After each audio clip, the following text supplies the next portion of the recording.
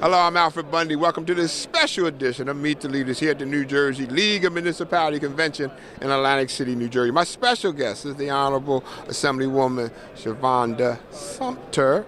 Tell us a little bit about your feelings about this midterm election. We saw a blue wave, but we also saw a pink wave. Talk to us about that. Hey, Al, I was real excited, real encouraged. The world is tipping on its axis. 19 state chambers, over 100 women elected and women of color to office. Our Democratic Party proved strong in taking back the House so we can provide some checks and balances to what's happening in Washington. It makes it hard for us here in New Jersey as legislators when we're constantly taxed and held to a higher standard of living, which is the right thing to do, but we can't afford it. So really making sure that we provide some resources and access. So I'm excited about Congresswoman Bonnie Watson-Coleman going back to Washington, Congressman Bill Pascrell, a new Congresswoman, Mikey Sherrill. So it is the year of the woman. I have shared that throughout.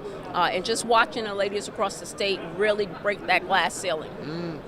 Now, one of the things we've also recently saw is the passage of an Equal Pay Act. Okay, I think it's named after Diane Allen. Am I right? Senator Diane And Allen. what does this Equal Pay Act represent and mean? Al, we talked about this a couple of times before. You're talking about African American women earning 70 cents on the dollar, Hispanic women earning less than 60 cents on the dollar for doing the same work as a man. Pay equity is critical. We've been waiting for it. Senator Diane Allen was a champion. She retired, so the governor thought it not robbery to name this legislation in her honor, and I look forward to women moving up the equity ladder, because this really changes the trajectory of how they're able to afford the cost of living expenses.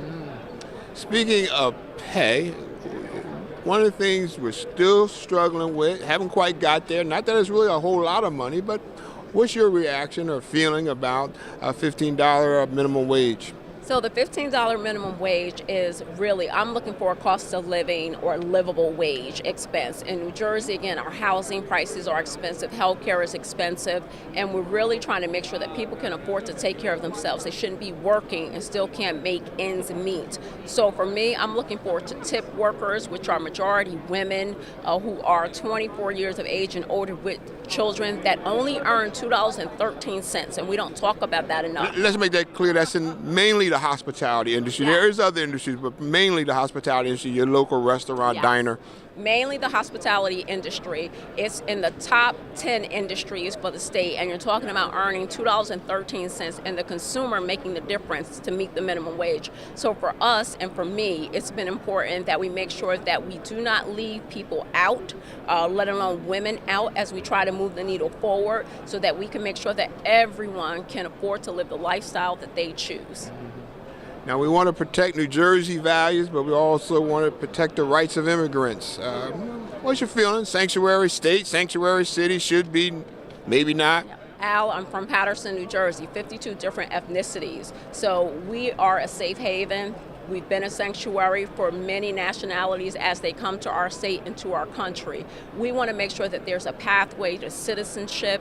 What's alarming, what's a sordid past for these United States is to see children ripped from their mothers, and we know that history as African Americans. So making sure that we don't go back to a time where we have regrets and the story does not read as one of unity, as one of a quilt that is inclusive of all individuals, a humanitarian effort to protect those who are fleeing countries where harm is being caused and death is being caused. So we really want to create a pathway to citizenship. One thing you want to work with our new governor, he's not that new anymore, Governor Murphy. One thing you want to work on and see in next year's budget.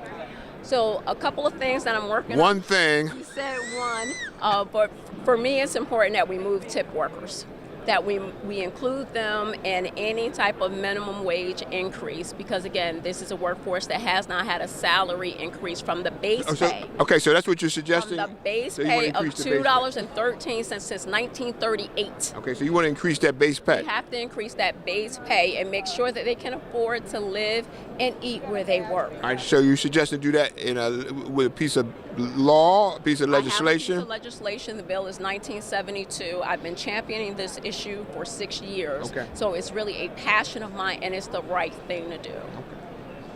Thank you. We're here in Atlantic City. My special guest has been Assemblywoman Shavonda Sumter. We're at the New Jersey League of Municipalities, special edition of Meet the Leaders.